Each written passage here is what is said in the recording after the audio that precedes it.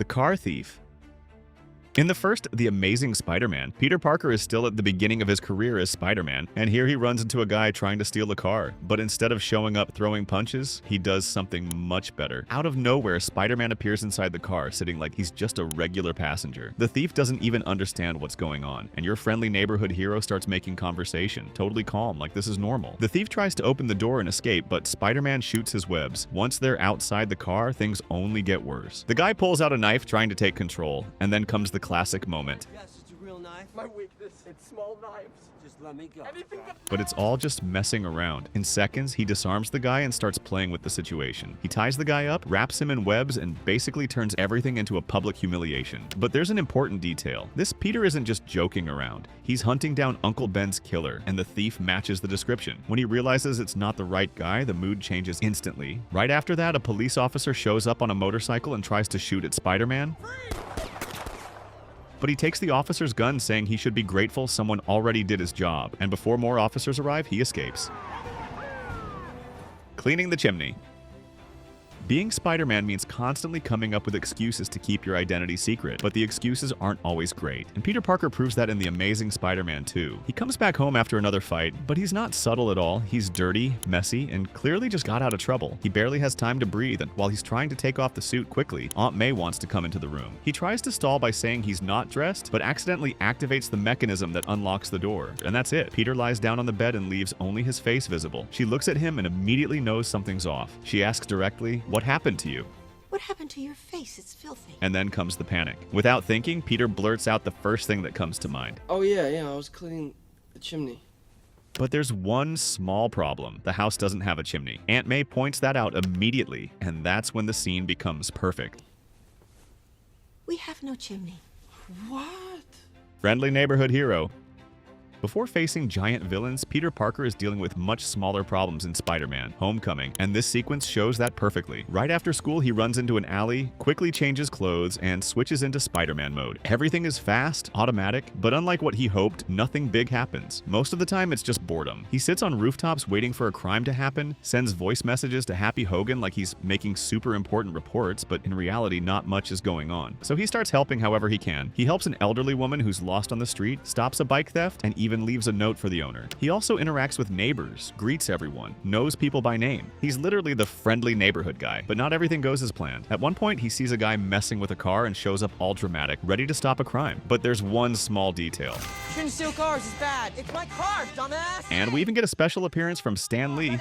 Don't make me come down there, you punk. Sick Spider-Man.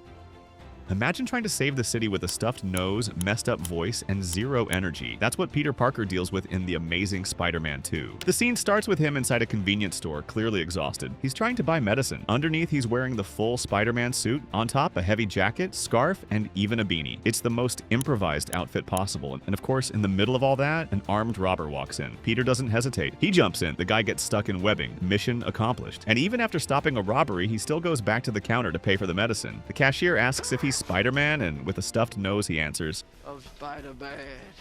"This is easily one of my favorite scenes of this Spider-Man." What gives him the right to get involved in other people's business? The masked boss. The guy who hates Spider-Man the most decides to become Spider-Man himself for a few seconds. Yes, that actually happened, but nobody saw it in theaters. This scene is part of the extended version Spider-Man 2.1, an alternate cut of the Sam Raimi movie that adds extra moments, and this one is pure hidden gold. To understand the context, Peter Parker is going through a major crisis. He gives up being a hero and literally throws the suit in the trash, trying to live a normal life. But fate doesn't cooperate. The suit ends up being found and lands right in the hands of J. Jonah Jameson. And then comes the moment nobody expected. Thinking he's completely alone, Jameson looks at the suit and decides to put it on. And it doesn't stop there. He starts walking around the office, climbs onto the desk, strikes heroic poses, imitates Spider-Man's movements like a kid. The funniest detail is that he's still holding a cigar, like that somehow fits being a superhero. It's the kind of scene that completely breaks the character's image. But of course, it doesn't last long. On the other side of the room, through the blinds, the employees are watching everything. When Jameson realizes, he immediately tries to act normal, pretending nothing happened. But it's already too late. J.K. Simmons himself surprised the crew with the physical energy in this scene, to the point that some producers joked he looked a little too comfortable in the suit. And honestly, for a few seconds, it really does seem like he was enjoying it more than he should have. The elevator. Superheroes don't just live off big battles. Sometimes they also have to take the elevator and deal with awkward conversations like any normal person. This scene from Spider-Man 2 is simple, and it works perfectly because of that. Here, Peter Parker is at rock bottom, his powers are failing, and he just fell in a building. No!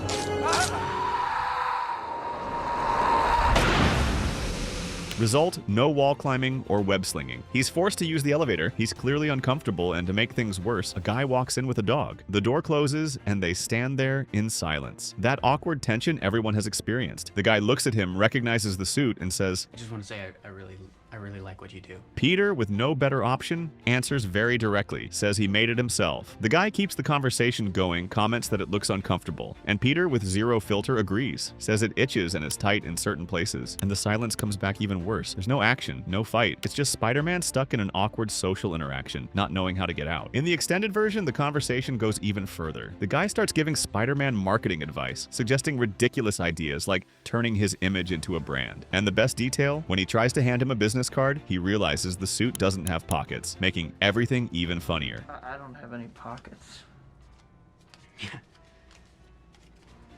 The final reveal.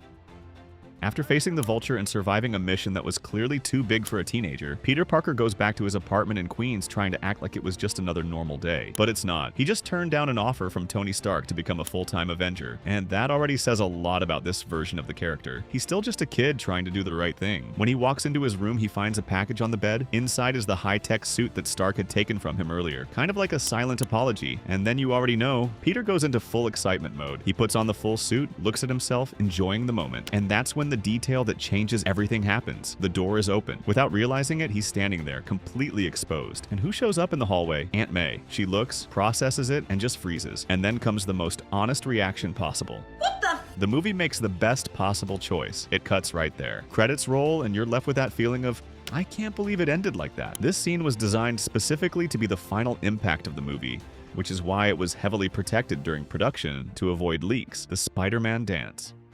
In Spider-Man 3, Peter Parker decides he's become cool, and the result is one of the most uncomfortable and funniest moments in superhero movie history. Here, he's already under the influence of the symbiote, that alien entity that amplifies everything bad in him. Confidence turns into arrogance, attitude turns into cringe, and the worst part, in his mind, he's absolutely killing it. First comes the walk through the streets of New York. Peter shows up with a completely different look, hair slicked forward and wearing black clothes. He starts walking, snapping his fingers, swaying a little, pointing at people like he's irresistible. But the reaction from women is the exact opposite of what he imagines. Instead of charm, it's just awkwardness. It's the kind of scene where you laugh but also feel secondhand embarrassment. And then it gets even better. He walks into a store and comes out with a new style.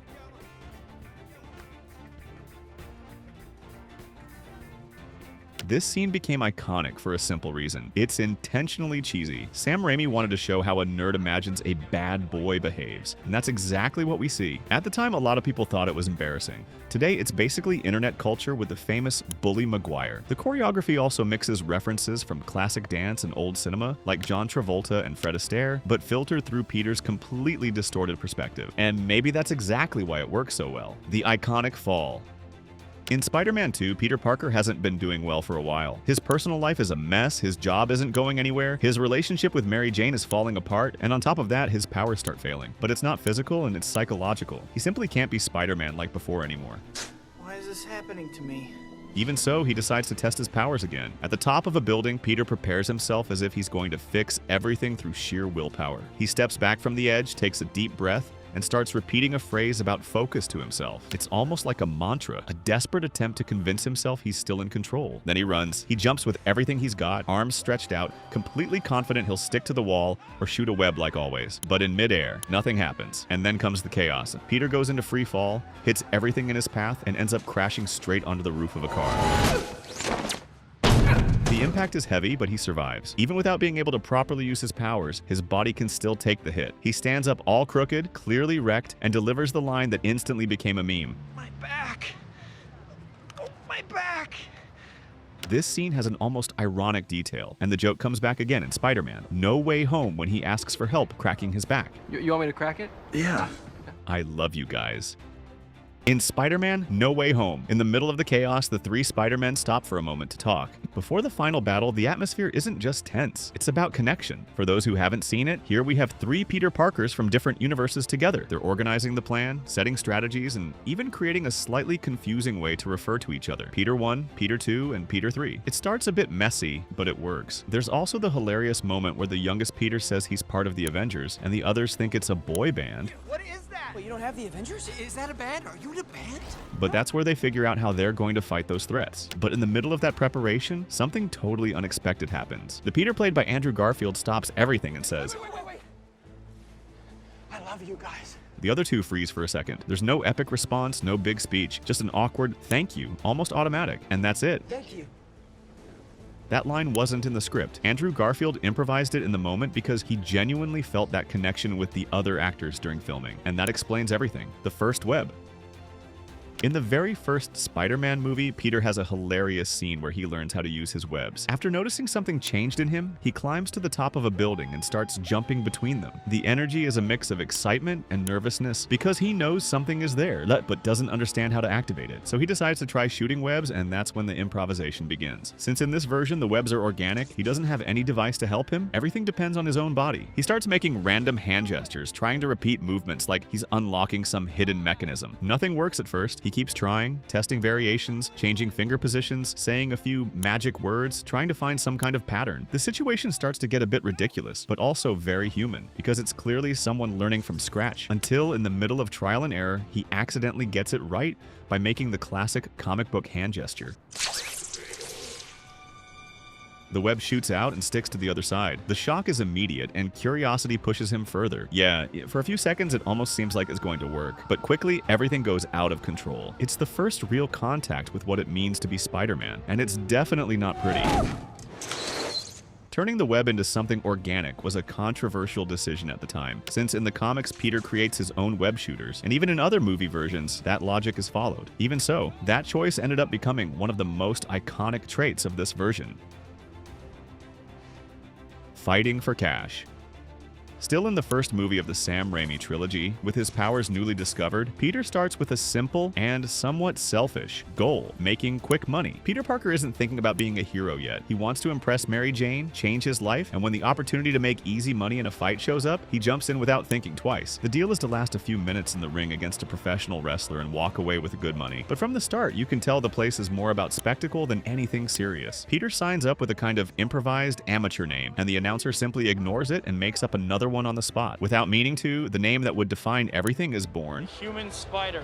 The Amazing Spider-Man! And then the opponent shows up, Bonesaw McGraw. The guy is over the top, huge, loud, and clearly used to intimidating everyone. The fight takes place inside a cage. At first, Peter is just trying to survive. He dodges, climbs the cage, barely escapes, still figuring out what he can do with these new powers. Then it clicks. He realizes he's faster, stronger, way above his opponent's level. The fight completely turns. Peter starts using agility, pulling off acrobatics, and throws out a joke that was later cut from some versions for being considered a bit offensive. That's a cute outfit. Did your husband give it to you? Then he ends it, leaving Bonesaw on the ground before the expected time. But the real problem comes after. But that's a story for another day, since this video is about funny moments. On screen, there's a video where we show every time Spider-Man's identity was revealed. Click on the screen and watch it. See you there.